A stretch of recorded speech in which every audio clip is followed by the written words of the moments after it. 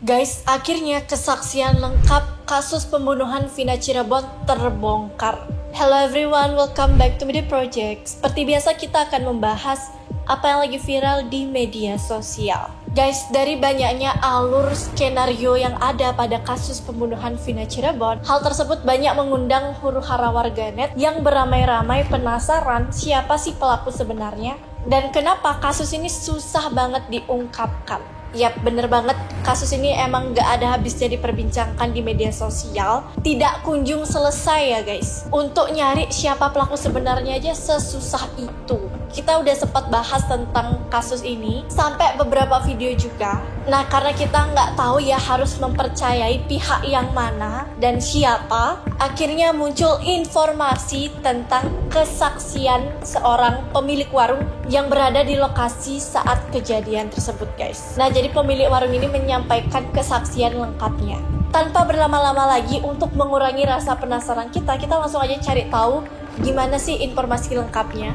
Jadi guys, dilansir dari tribunnews.com, Bu Nining, 61 tahun, pemilik warung yang menjadi lokasi nongkrong para terpidana kasus Vina Cirebon, memberikan kesaksian lengkap insiden yang terjadi pada Sabtu 27 Agustus 2016 silam. Warungnya terletak di Gang Bakti 2, Kecamatan Kesambi, Kota Cirebon, Jawa Barat. Disebutkan para terpidana minum minuman keras di warung Bu Nining sebelum melakukan pelemparan batu dan pengejaran terhadap Vina dan Eki. Kini Bu Nining memberikan pengakuan kepada anggota DPR RI, Deddy Mulyadi, saat malam kejadian tersebut. Bu Nining mulai membuka warung pada tahun 2005 setelah bercerai dengan suaminya dan berjualan di ruang tamu karena saat itu ada kakak iparnya yang berjualan di teras. Namun, selepas kakak iparnya meninggal, warung di teras dibiarkan kosong begitu saja. Saat kejadian tewasnya Vina dan Eki, warung Bu Nining sudah tutup. Ia mengaku tidak mengetahui kedatangan para terpidana di warung kakak iparnya yang sudah kosong karena sudah tidur. Mendengar suara orang tertawa, Bu Nining pun terbangun, lalu mengetuk warung yang telah tutup itu dari rumahnya.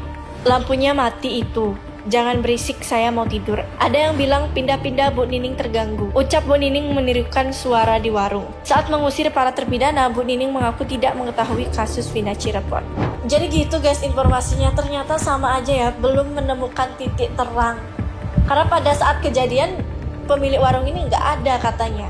Karena pada saat kejadian tersebut, Bu Nining nggak tahu. Bu Nining nggak tahu sama sekali tentang kasus Vina Cirebon. Ini, nggak tahu deh. Kayak gimana ya, setiap saksi itu mengaku hal yang sama gitu loh. Setiap saksi bilangnya nggak tahu dan nggak tahu kejadian yang sebenarnya. Ini sebenarnya serentak dibungkam atau memang benar-benar nggak tahu ya guys. Tapi tadi dari informasi katanya memang si terpidana ini minum minuman keras dulu sebelum melakukan aksi bejatnya itu. Minum minuman kerasnya itu di warung Bu Nining. Dan Bu Nining nggak tahu kalau setelah itu mereka bakal ngelakuin aksi bejatnya itu. Berarti dari informasi ini bisa disimpulkan dong ya, kalau terpidana itu dalam kondisi yang tidak sadarkan diri. Karena kan abis minum minuman keras, otomatis bisa jadi kehilangan kesadaran dan dibawa kendali. Oh, apa jangan-jangan gitu ya guys? Karena mereka merasa hilang kendali, nggak sadar sama apa yang mereka lakukan.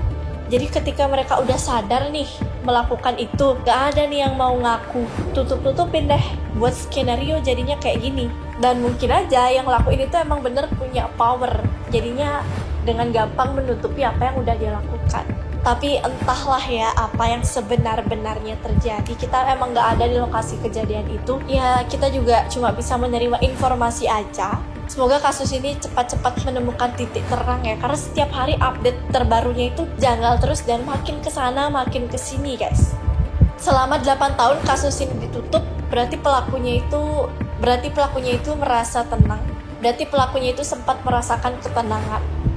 Dan sekarang dibuka lagi, dicari-cari lagi, jangan-jangan emang udah hilang tuh pelaku guys. Kayak dalam waktu 8 tahun itu ada kesempatan berkeliaran itu mah bisa kemana aja, itu bebas mau kemana aja. Sekarang dicari itu udah pasti susah. Siapa tahu dia udah hilang gitu kan dari lingkungannya. Ya, who's know. Menurut kalian kasus ini bakal ada titik terangnya atau justru bakalan ditutup nih guys? Coba tuliskan pendapat kalian di kolom komentar terkait pembahasan ini.